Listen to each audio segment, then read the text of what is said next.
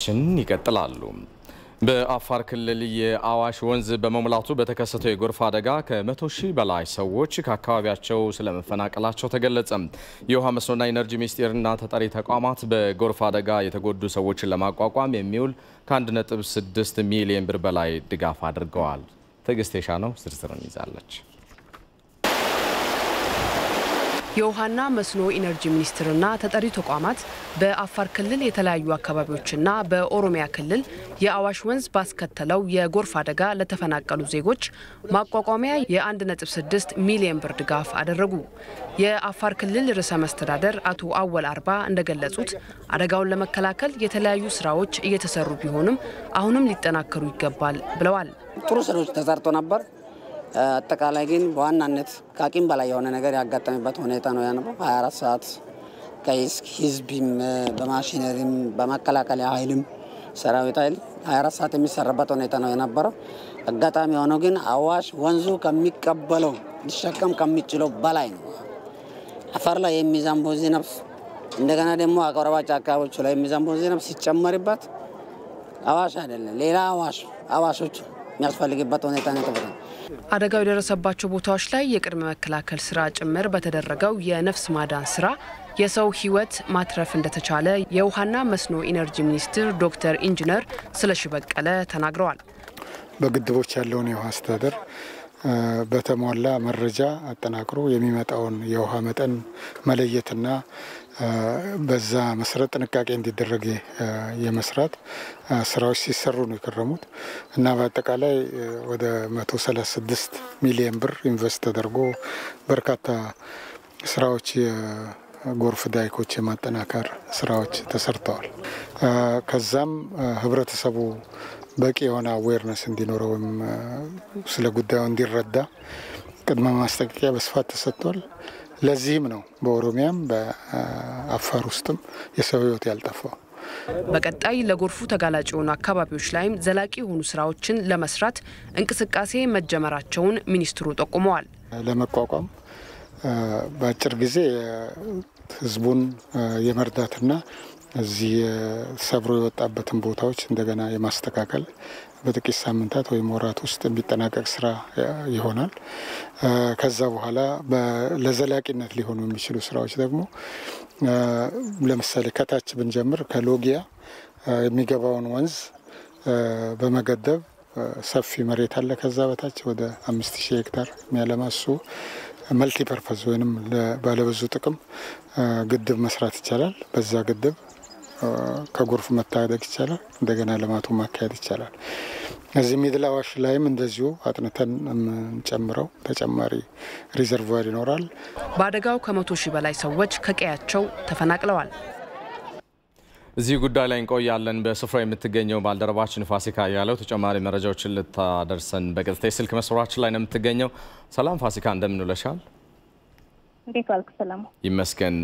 ድምጽሽን ትንሽ ከፍ ታደርጊልናል? እስኪ ተፈናቃዮች ያሉበት ሁኔታና የሚደረግላቸው ድጋፍ ተዘዋውረሽ ባየሽባቸው አካባቢዎች እንደምን ያለ ነው የሚለውን ብትነግሪን።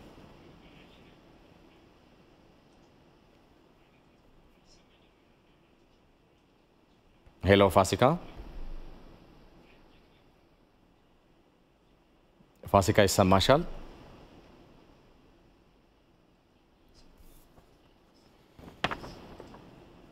እስኪ ፋሲካ እንዳገኘን የምንመለስበት ነው የሚሆነው። ወደ ሌላኛው ጉዳይ ልሻገር። በተመሳሳይ ዜና በአማራ ክልል ደቡብ ጎንደርና ማዕከላዊ ጎንደር ዞኖች የፎገራ፣ ሊቦ፣ ከምከምና ደንቢያ ወረዳዎች የሚገኙ ከ10 በላይ ቀበሌዎች በጣና ሐይቅ መሙላትና በወንዞች ከአቅም በላይ መጨመር እንደዚሁም በርብ የመስኖ ግድብ መፋሰሻዎች አለመጠናቀቅ ምክንያት የአካባቢው ነዋሪዎች ከቤት ንብረታቸው ተፈናቅለዋል። በክልሉ በከፍተኛ ሁኔታ በጨመረው ዝናብ ምክንያት በሰሜን ሸዋ በረዶ በቀላቀለ ዝናብ ዜጎች ለጉዳት መዳረጋቸው የተገለጸ ሲሆን በምስራቅ ጎጃም በከባድ ዝናብ ምክንያት ባጋጠመው የመሬት መንሸራተትም የአካባቢው ነዋሪዎች ከቀያቸው መፈናቀላቸውን የክልሉ አደጋ መከላከል ምግብ ዋስትናና ልዩ ድጋፍ የሚሹ አካባቢዎች ኮሚሽን ኮሚሽነር አቶ ዘላለም ልጅአለም ገልጸዋል። ዘገባው የሪፖርተራችን ራሄል ፍሬው ነው።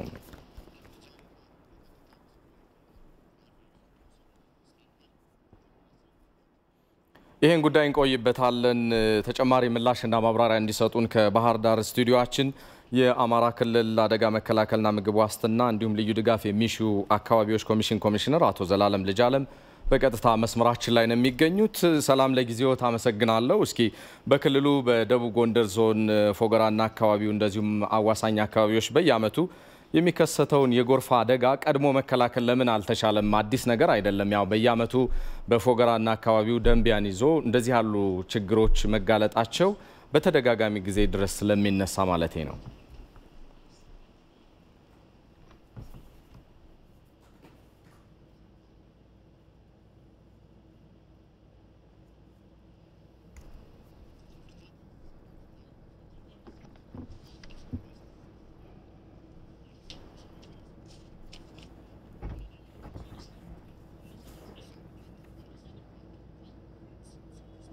አቶ ዘላለም እየሰሙኝ ከሆነ ጥያቄን አንስቻለሁ፣ መቀጠል ይችላሉ።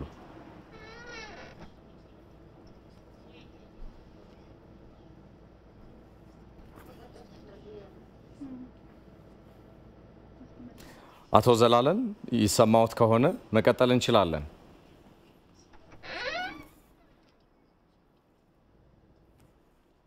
ምናለው በአማራ ብሔራዊ ክልላዊ መንግስት አሁን ባለው ሁኔታ ከጎርፍ ጋር በተያያዘ የሚፈጠሩ ችግሮችን ለህብረተሰቡ ለማድረስ እዚህ ስለተጋበዝኩ እጅግ በጣም አድርጌ አመሰግናለሁ። በክልላችን አሁን ባለው ሁኔታ ከክረምቱ የዝናብ መጠን መጨመር ጋር ተያይዞ የጎርፍ አደጋ እየተከሰተ ያለበት ሁኔታ ነው ያለው።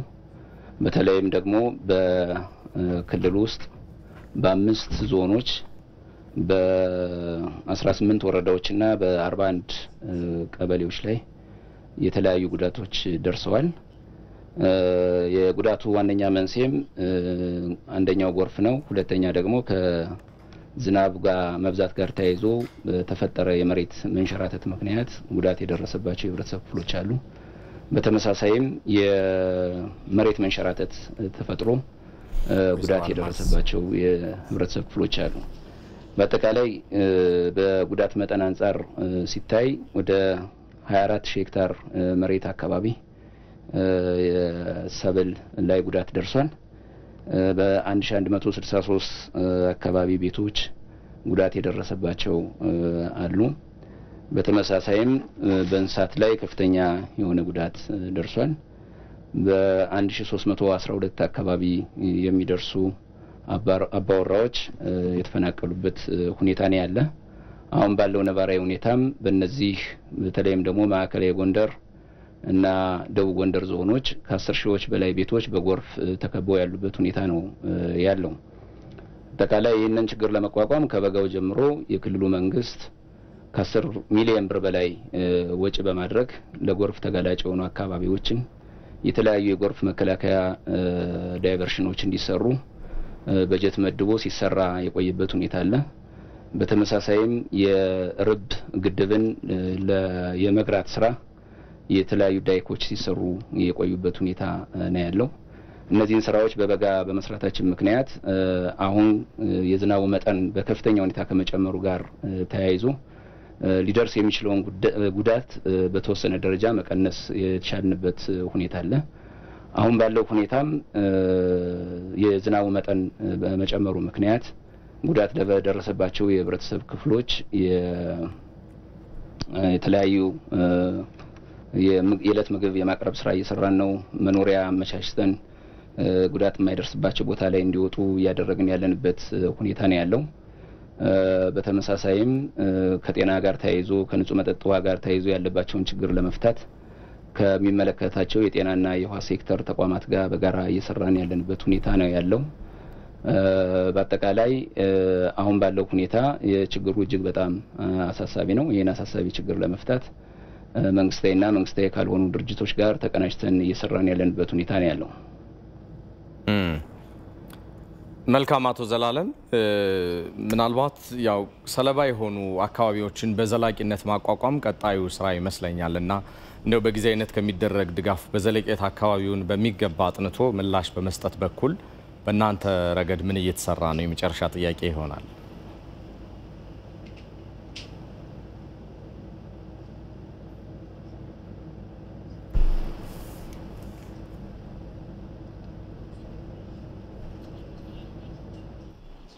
መቀጠል ይችላሉ የሚሰማውት ከሆነ አመሰግናለሁ በቀጣይ አሁን በተከበቡ የህብረተሰብ ክፍሎችን የማውጣት ስራ እየሰራን ያለ ነው ለጉዳት እንዳይደርስባቸው እንዲሁም ደግሞ በራሱን የቻለ ቴክኒክ ኮሚቴ ያዘጋጅተን ያ ቴክኒክ ኮሚቴ በታች መሬት ላይ ወርዶ ስራ እየሰራ ነው እስከ አሁን ደቂቃ ድረስ እየሰሩ ያሉበት ሁኔታ ነው ያለው በቀጣይም እዛ አካባቢ በተለይ ደቡብ ጎንደር አካባቢ ያሉ የህብረተሰብ ክፍሎች ከውሃ ጋር የመላመድ ችግር አለ ለመውጣት ፍቃደኛ ያለመሆን ችግሮች አሉ ስለዚህ መንግስት የሚሰጣቸውን የመፍትሄ አቅጣጫዎች በመቀበል ህብረተሰቡ መንግስት ወዳዘጋጀው የሞጫ ቦታ እንዲወጣ ነው መልእክት ማስተላለፍ የምፈልገው መንግስታዊ የሆኑ ድርጅቶች መንግስታዊ ያልሆኑ ድርጅቶችን በጋራ ተቀናጅተን የምንሰራበት ሁኔታ እየፈጠርን ያለ ነው ከፌደራል አደጋ ስጋትም የተለያዩ ድጋፎች እየተደረጉልን ነው አሁንም የጠየቅናቸው ድጋፎች አሉ እነዚህን ድጋፎች እንደደረሱን ለህብረተሰቡ የምናደርስበት ሁኔታ ይኖራል በአጠቃላይ ይህንን ችግር ለመፍታት አሁን ህብረተሰቡን ወደ ተሻለ የመኖሪያ አካባቢ የመውሰድና ይህንን ችግር ሊፈታ የሚችል መልካም ከባህር ዳር ጊዜ ስቱዲዮአችን የአማራ ክልል አደጋ መከላከል ምግብ ዋስትና ልዩ ድጋፍ የሚሹ አካባቢዎች ኮሚሽነር አቶ ዘላለም ልጃለም በቀጥታ መስመራችን ተገኝተው መረጃዎችን ስላጋሩን እናመሰግናለን የተከበራችሁ ቀደም ሲል በነበረው ቃለ ምልልስ ለተፈጠረው መጠነኛ መዘግየት ይቅርታ እንጠይቃለን እዚሁ ጉዳይ አንወጣም በተለያዩ ሀገራችን አካባቢዎች የጎርፍ አደጋዎች ተከስተዋል እሱም በተመለከተ በአገር አቀፍ ደረጃ ዘላቂ የሆኑ መፍትሄዎችን ለማበጀት ምን እየሰራ ነው ስንል እንግዳ ጋብዘን ጥያቄዎችን እናነሳለን ማብራሪያና ምላሽ እንዲሰጡን በብሔራዊ አደጋ ስጋት ስራ አመራር ኮሚሽን የቅድመ ማስጠንቀቂያና ምላሽ ዳይሬክተር የሆኑትን ወይዘሮ አልማዝ ደምሴን እዚህ ስቱዲዮ ጋብዘናል መጠነኛ ቆይታ ይኖረኛል ለጊዜዎት አመሰግናለሁ እንግዲህ በተለያዩ አካባቢዎች የጎርፍ አደጋዎች ተከስተው መፈናቀሎች ከዛም ባስ ያለ ችግሮች ተከስተዋልና ይሄ ከመሆኑ በፊት የቅድመ ማስጠንቀቂያ ስራዎች ለምን አልተሰሩም ወይ ደግሞ ከተሰሩስ ለምን ውጤታማ አልሆኑም ከሚለውን ጀምር የቅድመ ማስጠንቀቂያ ስራዎች ተሰርተዋል እንግዲህ ውጤታማ የመሆናቸው ነገር እንግዲህ አሁን ለምሳሌ በአዋሽ ተፋሰስ በኩል ብንሄድ ያልተጠበቁ ለምሳሌ ሰብሮ የመውጣት እንደዚሁም የተደረጉት የመከላከያዎች ፈንቅሎ የመውጣትና የመሳሰሉት እንደገና የዝናቡ ሁኔታ ደግሞ ከተጠበቀው በላይ በከፍተኛ ደረጃ ብዙ ቦታዎች ላይ ከመደበኛ በላይ ዝናብ የመኖር እና በተለያዩ አካባቢዎች የተከሰተው አደጋ እነዛ እንግዲህ አንዳንድ እንትኖችን ተግዳሮቶች ሊኖርበት ይችላሉ በተረፈ ግን ዝግጅት አድርገናል በእኛ በብሔራዊ አደጋ ስጋት ስራ አመራር ኮሚሽን አደጋን በተመለከተ የተለያዩ ታስክ ፎርሶች አሉ ከታስክ ፎርሶች ውስጥ የጎርፍ ግብረ ኃይል አንዱ ነው ያ የጎርፍ ግብረ ኃይል ቀደም ብሎ ነው የተንቀሳቀሰው እንደውም ከሚያዝያ ወር ጀምሮ ነው የጎርፍ አደጋ እየተከሰተ የነበረውና ከዛ ጊዜ ጀምሮ እንግዲህ ዝግጅት ተደርጎ የተለያዩ አለርቶች ስጋት ያለባቸው ቦታዎች እንደዚሁ ተጠቁመው እንደዚሁ መወሰድ ያለባቸው እርምጃዎች ደግሞ መወሰድ እንዳለባቸው ከክልሎች ጋር በመሆን የተሰሩ ስራዎች አሉ ማለት ነው ሌላ ምላሽን አስመልክቶ እንግዲህ የተለያዩ ዝግጅቶች አሉ ሁማኒቴሪያን ሪስፖንስ ፕላን የምንለው አለ በየ6 ወሩ የሚኖር ያሰሳ እና ከዛ በመነሳት ደግሞ እንግዲህ በቂ ክምችት እንዲኖረን የምንዘጋጅበት ነውና ይሄ ቅስፈታዊ አደጋ በሚመጣበት ጊዜ ሁማኒቴሪያን ሪስፖንስ ፕላን ባዘጋጀው መሰረት ካሉት የክምችት እንትኖቻችን በአስቸኳይ ጥያቄ በሚደርስበት ጊዜ ለምሳሌ ድንገተኛ አደጋ በምንልበት ጊዜ ጎርፍ እንደዚሁም የመፈናቀል ሁኔታ የሳት አደጋ አንበጣና የመሳሰሉ ሁኔታዎች አሉና አሁን ጎርፍን በተመለከተ እንግዲህ ያ ጥያቄ በሚመጣበት ጊዜ ወደ 8 የሚሆኑ ስትራቴጂክ መጋዘኖች አሉን አንደኛ ከአዳማ ከሆነ በቅርብ የምንወስድበት ሁኔታ ይኖራል እንደገና ደግሞ ራቅ ያለ ቦታ ከሆነ እዛው ካሉን ስትራቴጂክ መጋዘኖች ጋር በመነጋገር አፋጣኝ ምላሾችን እንሰጣለን ማለት ነው እና ዝግጅት አለን መልካም ምናልባት ዜጎች እየቀረበ ያለው ድጋፍን በተመለከተ የሚያነሷቸው ሐሳቦች ይኖራሉ ያው በቂ አይደለም ዘለቄታ አይደለም የሚሉ ሐሳቦችም ይነሳሉ ያው አደጋውን ከፍ ያለ ስለሆነና ምናልባት እየቀረበ ያለው ድጋፍ በምን መልኩ የተቀናጀ ነው የሚለውን ነገር ቢነግሩን መልካም ነው እየቀረበ ያለው ድጋፍ እንግዲህ ድጋፍ በምንልበት ጊዜ እንግዲህ ምግብ ነክና ምግብ ነክ ያልሆነ ድጋፍ አለ ያ ድጋፍ እንግዲህ በእኛ በኩል የሚቀርብበት ሁኔታ አለ እንደዚሁም ደግሞ አጋር ድርጅቶች አሉ እንደ WFP እና የተባበሩት መንግስታዊ ያልሆኑ ድርጅቶች እና አደጋ በሚከሰትበት ጊዜ እነዚህ ሶስቱ ምላሽ የሚሰጡ ክፍሎች እንግዲህ ሁኔታውን የሚመልሱበት ሁኔታ አለ በተጨማሪም ደግሞ እንደዚሁ አደጋው ሰፋ ያለ ከሆነ የመከላከያ ኃይላችን እንደ ጀልባና ሄሊኮፕተር የማቅረብ ሁኔታዎች አሉ እና እንግዲህ ለምሳሌ አሁን በአፋር ያለውን ሁኔታ ብንወስድ በተለይ ዞን 3 ላይ አዋሽ 7 ኪሎ አሚባራ ገላአሎ ዱለቻ ገዋኒ ላይ የተሰጡ ምላሾች አሉ በአብዛኛው የተሰጡ ምላሾች አሉ እና እነዚህን ዝርዝር ሁኔታ ካስፈልገ ማቅረብ ይቻላል ግን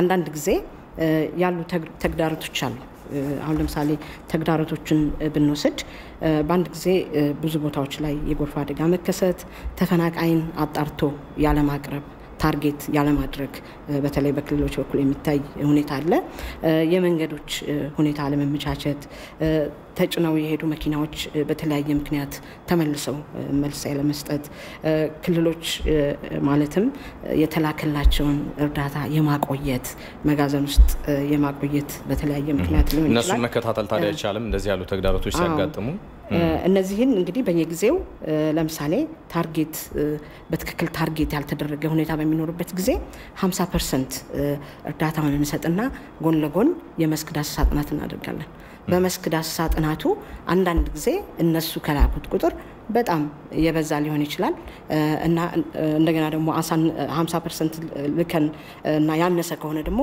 የዳሰሳ ቡድኑ በሚያቀርበው መረጃ መሰረት ወዲያውኑ ያንን የምንሰጥበት ሁኔታ አለ እና በየደረጃው ባሉ መዋቅሮች ደግሞ እርዳታ መስጠት ይኖርበታል ለምሳሌ በወረዳ በዞንና በክልል ደረጃ ባሉት መዋቅሮች ያላቸውን ነገር የመጠቀም ሁኔታ መኖር ይኖርበታል እና አንዳንድ ጊዜ ያንን ነገር ያለ መጠቀም ሁኔታዎች አሉ የመጨረሻ ላርገው ይሄን ጥያቄ እንግዲህ በተለያዩ አካባቢዎች በተለይ ክረምቱ ሲገባ ጎርፍ ይከሰታል በአማራ ክልል ቀደም ሲል በዜናው እንዳየነው ደንቢያ ፎገራ 10 ቀበሌዎች በሺዎች የሚቆጠሩ ዜጎች ተፈናቅለዋል በአፋር ክልል ያዋሽ ወንዝ መሙላትን እንግዲህ መንግስታዊ ያልሆኑ ድርጅቶችና ግለሰቦች ወይ ደግሞ የሚመለከታቸው አካላት ከሚያደርጉት ድጋፍን ባሻገር በዘላቂነት ጎርፍ ይከሰትባቸዋል ተብሎ የሚታሰብባቸውና አደጋ ይደርስባቸዋል ተብሎ የሚታሰብባቸው አካባቢዎችን ለይቶ በዘላቂነት መመከት ከናንተ የሚጠበቅ ስራ ይመስለኛልና በየአመቱ በእንደዚህ አይነት ቃለ ምልልስ ውስጥ እንዳንገኝ እንደው ጠንከር ያለ ስራዎችን ለመስራት ምን ታስቧል በዘላቂነት ማለት ነው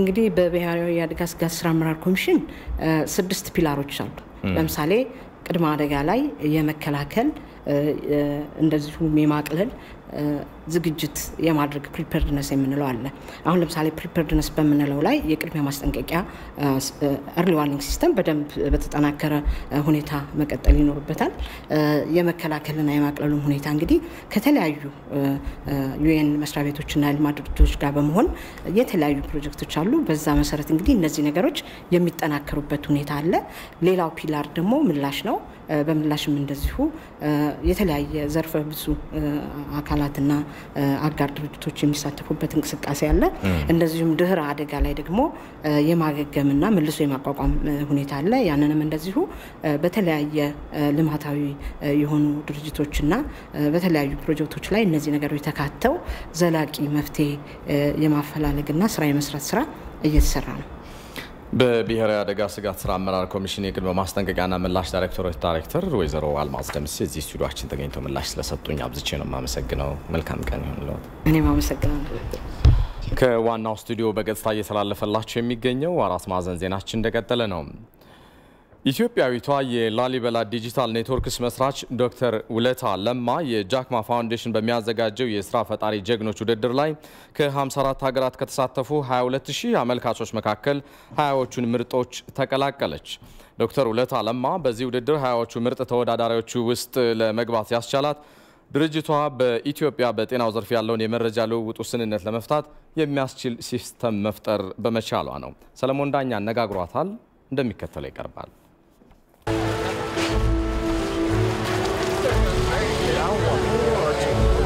በቻይናዊው ቢሊየነር የተመሰረተው ጃክማ ፋውንዴሽን በአፍሪካ የስራ ፈጠራ ጀግኖችን ለማበረታታት የጀመረው ውድድር ለሁለተኛ ጊዜ ሲቀጥል ኢትዮጵያዊቷ የላሊበላ ዲጂታል ኔትወርክስ መስራች ዶክተር ውለታ ለማ ከ50 ሀገራት ከተሳተፉ 22000 አመልካቾች መካከል ምርጥ 20ዎቹ ውስጥ በመግባት የመጀመሪያው ኢትዮጵያዊ የስራ ፈጠራ ባለቤት መሆን ችላለች። ካምፓኒያችን ላሊበላ ኔትወርክስ ፒኤልሲ ይባላል።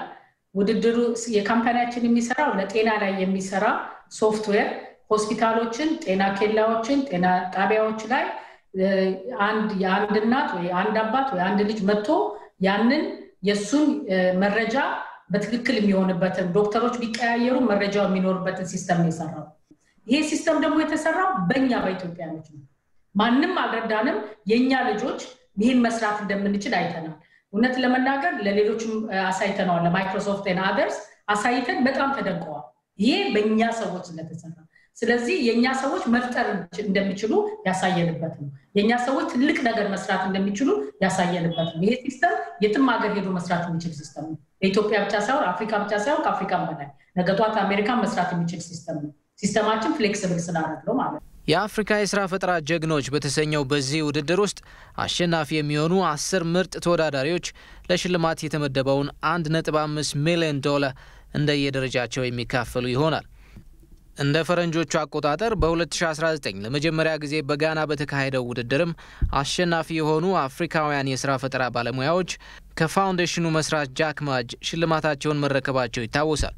በዘንድሮ የ2020 ውድድር ከ10 አሸናፊዎች ተርታ ለመሰለፍ ህልም ያላት ዶክተር ውለታ እስካሁን የመጣችበት ርቀት በራሱ ትልቅ ድል እንደሆነ ጠቅሳ አቅም ያላቸው ባለሀብቶች ጀማሪ የስራ ፈጠራ ባለቤቶችን ማበረታታት ቢችሉ ብዙ አንጸባራቂ ኢትዮጵያውያንን ከፍ ባለ ዓለም አቀፍ መድረክ ላይ ማየት ይቻላል ትላለች። ኢትዮጵያ ውስጥ ያላችሁ ወንድሞቼ እህቶቼ ትልልቅ ካምፓኒዎች ለምን አትረዱንም? ስታርታፕን ለምን አትረዱ? ረታችሁ እሳቸው ከባህር ማዶ መጥተው አፍሪካን እስከሚረዱ ድረስ እኛ ኢትዮጵያኖች ለምን አትረዱም? ይሄን ነገር ለኢትዮጵያም ለአፍሪካም እንድናወርደው የኢትዮጵያ ማርክ እንዲኖረው ፈልጋለሁ። ከኢትዮጵያ እንደዚህ ወጣ እንዲባል ፈልጋለሁ። ሁላችንም ዓላማችን ነውና ዓላማችን የተወዳደርን እዛ በፕራይሱ ምን ላይ እንደምንደርስ አላውቅም፣ ግን ብናሸንፍ ብዙ ወጣቶችን መርዳት እንፈልጋለን። ወጣት በገንዘብ ሳይሆን ስራ መፍጠር ፈልጋለሁ። እነኚህ ወጣቶች እያንዳንዳቸው ጎናቸው ያለውን ክሊኒክ እንዲረዱ የራሳቸውን አወቃቅረው እንዲረዱ እነሱን ገንዘብ እንዲያገኙበት ፈልጋለሁ። የኛ ካምፓኒ በገንዘብ ብቻ የተሰራ ካምፓኒ አይደለም።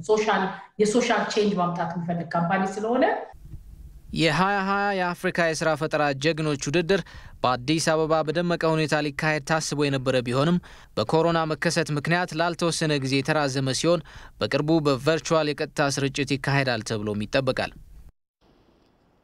በኢትዮጵያና በመላው ዓለም የኮሮና ቫይረስ ስርጭት ከጊዜ ጊዜ እየተስፋፋ ስለመምጣቱ ይነገራል። ባልደረባችን ጌታቸው ባልቻ አሃዛዊ መረጃዎችንና የስርጭቱን ምጣኔ ሊያስቃኝን እዚህ ስቱዲዮ ነው የሚገኘው። ሰላም ጌታቸው፣ እንደምን አልክ? ሰላም አምላክ ይመስገን። እስኪ መረጃዎችን አብረን እንከታተል። እሺ፣ አመሰግናለሁ። እንግዲህ መረጃችንን የምንጀምረው በዓለም አቀፍ ደረጃ ካለው የኮሮና ስርጭት ቁጥራዊ መረጃዎች ነው ማለት ነው። እንግዲህ በዓለም አቀፍ ደረጃ እስካሁን 29 ሚሊዮን በላይ ሰዎች በኮሮና ቫይረስ ተይዘዋል። ከነዚህ ውስጥ ደግሞ 21 ሚሊዮን በላዩ ማገገም ሲችሉ እንግዲህ 928,000 በላይ የሚሆኑት ደግሞ በኮሮና ቫይረስ ከተያዙት ውስጥ በዓለም አቀፍ ደረጃ እስካሁን ህይወታቸው ሊያልፍ ችሏል ማለት ነው። እንግዲህ በዚህ በኮሮና ስርጭት አሁንም በቁጥር ደረጃ በከፍተኛ ደረጃ ዜጎቿ የተያዙባት ሀገር አሜሪካ ነች። እስካሁን እንግዲህ ከ6 ሚሊዮን በላይ ሰዎች በኮሮና ቫይረስ ተይዘውባታል። ከነዚህ ውስጥ ከ3 ሚሊዮን 974,000 በላዩ ሲያገግሙ እንግዲህ በኮሮና ቫይረስ ከተያዙት ደግሞ ውስጥ 198,000 በላዩ ህይወታቸው ሊያልፍ ችሏል ማለት ነው። እንግዲህ በሁለተኛ ደረጃ ላይ የምትቀመጠው ህንድ ነች። ህንድ እንግዲህ እንደሚታወቀው እስከ ትላንት ድረስ እንግዲህ በርካታ ምርመራዎችን አድርጋ በከፍተኛ መጠን የኮሮና ቫይረስ ስርጭት እየታየባት ያለ ሀገር ነች። እስካሁን እንግዲህ ከ4 ሚሊዮን 800,000 በላይ ዜጎቿ በኮሮና ቫይረስ ሲያዙ ከዚህ ውስጥ 3 ሚሊዮን 780,000 በላዩ ሲያገግሙ 79,000 በላይ ዜጎቿ በህይወታቸው በኮሮና ቫይረስ አልፏል ማለት ነው። ብራዚል በሶስተኛ ደረጃ ላይ የምትቀመጥ ሀገር ነች። ከ4 ሚሊዮን በላይ ዜጎቿ በኮሮና ቫይረስ ተይዘዋል። እስካሁን 3.5 ሚሊዮን ሰዎች በብራዚል ከኮሮና ቫይረስ ሲያገግሙ ከ136,000 በላይ ሰዎች ደግሞ በኮሮና ቫይረስ ተይዘው ህይወታቸው ሊያልፍ ችሏል ማለት ነው። በቀጣይ ያሉትን ሀገራት ስንመለከት ሩሲያ ከ1 ሚሊዮን በላይ ዜጎቿ ተይዘዋል። 876,000 ያህሉ ሲያገግሙ 18,000 በላይ ሰዎች ሞተዋል በሩሲያ። በፔሩ 729,000 በላይ ሰዎች በኮሮና ቫይረስ ተይዘው እስካሁን 566,000 ያህሉ ሲያገግሙ 30,000 በላይ ሰዎች ህይወታቸው አልፏል። በስድስተኛ ደረጃ ላይ የምትገኘው እንግዲህ ኮሎምቢያ ነች በዓለም አቀፍ ደረጃ ማለት ነው። 700,000 በላይ ሰዎች ሲያዙ 599,000 ያህሉ ደግሞ አገግመዋል። 22,000 በላይ ሰዎች ደግሞ ህይወታቸው በፔሩ በኮሮና ቫይረስ ምክንያት አልፏል ማለት ነው። በአፍሪካ ያለውን አሃዛዊ መረጃ ከኮሮና ቫይረስ ጋር ተያይዞ ያለውን ስንመለከት እንግዲህ በአፍሪካ እስካሁን 1 ሚሊዮን በላይ ሰዎች በኮሮና ቫይረስ ተይዘዋል። 1.3 ሚሊዮን ያህል ሰዎች ማለት ነው። እስካሁን 1.1 ሚሊዮን ሰዎች በኮሮና ቫይረስ ከተያዙት ውስጥ ሊያገግሙ ችለዋል። እስካሁን 32,678 የኮሮና ቫይረስ ሞት ተመዝግቧል ማለት ነው በአፍሪካ። በሀገራት ደረጃ በአፍሪካ ያለውን ስንመለከት እንግዲህ ደቡብ አፍሪካ በቀዳሚ ደረጃ ላይ ትገኛለች። 649,000 በላይ ዜጎቿ በኮሮና ቫይረስ ሲያዙ 15,000 በላይ ሰዎች በደቡብ አፍሪካ ህይወታቸው አልፏል። 577,000 ደግሞ ሊያገግሙ ችለዋል ከበሽታው ማለት ነው። ግብጽ በአፍሪካ በሁለተኛ ደረጃ ላይ ትገኛለች። 101,000 ያህል ዜጎቿ በኮሮና ቫይረስ ተይዘዋል። እስካሁን በግብጽ 5,000 ያህል ሰዎች ህይወታቸው አልፏል በኮሮና ቫይረስ። 84,000 በላይ ደግሞ ማገገም ችለዋል ማለት ነው። በሶስተኛ ደረጃ ላይ በአፍሪካ የምትገኘው ሞሮኮ ነች። 86,000 በላይ ዜጎቿ በኮሮና ቫይረስ ተይዘዋል። እስካሁን 1578 ሰዎች ሞት ኮሮና ቫይረስ በሞሮኮ ተመዝግቧል። 67,000 በላይ ሰዎች በኮሮና ከተያዙት ህይወታቸው ማገገም ችለዋል ማለት ነው። ይቅርታ እንግዲህ በኢትዮጵያ በሀገራችን 64,000 በላይ እስካሁን ምርመራ ከተደረገላቸው ሰዎች 64,000 በላይ ሰዎች በኮሮና ቫይረስ ተይዘዋል። በኢትዮጵያ 1013 ሞት ተመዝግቧል እስከ ትላንትናው ድረስ ማለት ነው። እስከ ትላንትናው ድረስ 24,000 ሰዎች በላይ ከኮሮና ቫይረስ ማገገም ችለዋል። እንግዲህ የትላንትናውን አሃዛዊ መረጃ ስንመለከት እንግዲህ ከ7162 በላይ የኮሮና ቫይረስ የላቦራቶሪ ምርመራ ተደርጎ 413 ሰዎች ኮሮና ቫይረስ ተገኝቶባቸዋል። በትላንትናው ዕለት የ17 ሰዎች ህይወት ማለፉ ተገልጿል። 490 ሰዎች በትላንትናው ዕለት ብቻ ማገገም ችለዋል። ለአሁኑ ያለኝ መረጃ ይህን ይመስላል። አመሰግናለሁ ጌታቸው። ከውጭ የመረጥነውን ጉዳይ እናጋራችሁ። ባለፈው ዓመት ከተከሰቱ አበይት ክስተቶች መካከል የኮሮና ቫይረስ መስፋፋት የዓለም የጤና ድርጅት ኃላፊነት አለመወጣት ዋነኛ መንስኤ ነው በሚል የአሜሪካ ፕሬዝዳንት ዶናልድ ትራምፕ ከዓለም አቀፉ የጤና ድርጅትና ከዋና ዳይሬክተሩ ዶክተር ቴዎድሮስ አድሃኖም ጋር የገቡበት ውዝግብ አንደኛው ነው።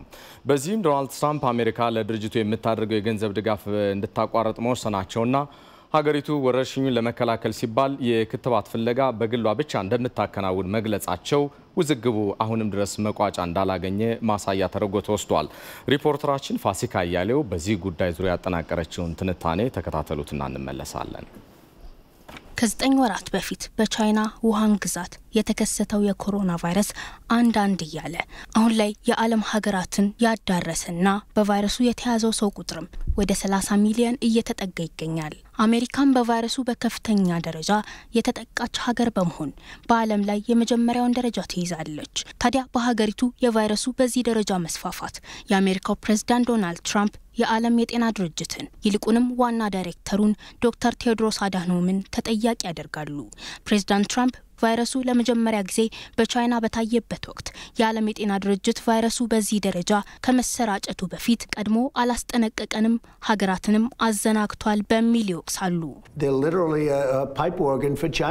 የዓለም የጤና ድርጅት ቫይረሱ አልተስፋፋም ብሎ ከመጀመሪያውኑ ለቻይና ሲሸፋፍንላት ነበር። እኛ ለድርጅቱ ከየትኛውም ሀገር በላይ የገንዘብ ድጋፍ እናደርጋለን፣ ከቻይናም በላይ። ነገር ግን የዓለም የጤና ድርጅት ይህን እንኳ ሳያይ ለቻይና ድልቷል። ዶናልድ ትራምፕ ከዚህ ሁሉ ወቀሳቸው በፊት ቫይረሱን በመቆጣጠር ቻይናም ሆነች የዓለም የጤና ድርጅት ያደረጉትን ጥረት ሲያደንቁ የነበረ ቢሆንም በአሜሪካ የቫይረሱ ስርጭት እየጨመረ መምጣቱን ሲመለከቱ ግን በዚህ አቋማቸው ሊቀጥሉበት አልቻሉም። የዓለም የጤና ድርጅት ዋና ዳይሬክተር ዶክተር ቴዎድሮስ አድሃኖም ግን WHO በቫይረሱ ዙሪያ ሀገራትን በማስጠንቀቅ ረገድ በፍጥነትና በኃላፊነት መንቀሳቀሱን ተናግረዋል። WHO has acted quickly. አሜሪካ ለWHO ከፍተኛውን የገንዘብ ድጋፍ የምታደርግ ሀገር ናት። ይህ ድጋፍም ይቀጥላል የሚል ተስፋ አለኝ። በርካታ የዘረኝነት ጥቃት በግሌ የሚያንጸባርቁብኝ አሉ። እኔ ግን ለዚህ ምላሽ ለመስጠት ጊዜ የለኝም። ምክንያቱም አሁን አስፈላጊው ነገር የሰውን ሕይወት ማትረፍ ላይ መረባረብ ነው። ውጥረቱ እየከረረ በመምጣቱም የተባበሩት መንግስታት ድርጅት ዋና ጸሐፊ አንቶኒዮ ጉቴሬስ ሀገራት በዚህ አስቸጋሪ ወቅት ከመወቃቀስ ይልቅ ትብብርን ያስቀድሙ ሲሉ የዓለም የጤና ድርጅት የቫይረሱን ስርጭት ለመግታት ለሀገራት ያደረገውን የንተባበር ጥሪ ፕሬዝዳንት ትራምፕ ማጣጣላቸውን ወቅሰው ተናግረዋል። ነገር ግን ትራምፕ ለWHO ከፍተኛ የገንዘብ ድጋፍ የምታደርገው አሜሪካ $500 ቢሊዮን እንድታቋርጥ ወሰኑ። ለዓለም የጤና ድርጅት አሜሪካ የምታደርገውን የገንዘብ ድጋፍ እንድታቋርጥ አዝዣለሁ። ይህም የዓለም የጤና ድርጅት ውስጥ የሚታየው የመምራት ክፍተት እስኪስተካከልና ግልጽ አሰራር መስፈኑ እስኪረጋገጥ የሚጸና ውሳኔ ይሆናል። በተለያዩ መንገዶች የዘረኝነት ጥቃት ጭምር ሲሰነዘርባቸው የቆዩት የWHO ዋና ዳይሬክተር ዶክተር ቴዎድሮስ አድሃኖም አሜሪካ ለድርጅቱ የምታደርገውን ድጋፍ እንደምትቀጥል ያላቸውን ተስፋ ገልጸው ሊቀድም የሚገባው የሰውን ሕይወት ማትረፍ ነው ሲሉም ምላሽ ሰጥተዋል። No need to use COVID to score. ከመጀመሪያውም ጀምሮ የዓለም የጤና ድርጅት ለጉዳዩ ፈጣን ምላሽ ነው የሰጠው። የዓለም ሀገራትን በቶሎ አስጠንቅቀናል። እኛ ሁሉም ስራችንን በአግባቡ ነው ስናከናውን የቆየ ነው። እንደ ጀርመን፣ ብሪታንያ፣ አውስትራሊያና መሰል በርካታ የዓለም ሀገራት ግን ለWHO የሚያደርጉትን በጀት እንደማያቋርጡ ያላቸውን ድጋፍ ገልጸዋል። ሆኖም የኮሮና ቫይረስ ክትባትን ለማግኘት ጥረት ከሚያደርጉ በርካታ የዓለም ሀገራት አንዷ የሆነችው አሜሪካ ግን ትራምፕ ከWHO ጋር ባላቸው ቅራኔ በዓለም አቀፍ ደረጃ የሚደረገውን የክትባት ፍለጋ ጥረት ሀገሪቱ እንደማትቀላቀልና ክትባቱንም በግሏ በማግኘት ለግሏ ጥቅም ላይ እንደምታውል ፕሬዝዳንት ትራምፕ ገልጸዋል። ከWHO ጋር በየጊዜው ውዝግብ ውስጥ የቆዩት ፕሬዝዳንት ትራምፕ በዚህ ሳቢያ ባለፉት ወራት የወሰኗቸው ከዓለም የጤና ድርጅትና ከኮቪድ-19 ወረርሽኝ ጋር የተያያዙ ውሳኔዎች ግን የዜጎቻቸውን የጤና ዋስትና አደጋ ላይ እንዳይጥል በብዙዎች ስጋትን የፈጠረ ያሳለፍነው ዓመት አበይት ክስተት ነው። በቀጥታ እየተከታተላችሁት የምትገኙት አራት ማዕዘን ዜናችን ከመልእክቶች በኋላ ይመለሳል።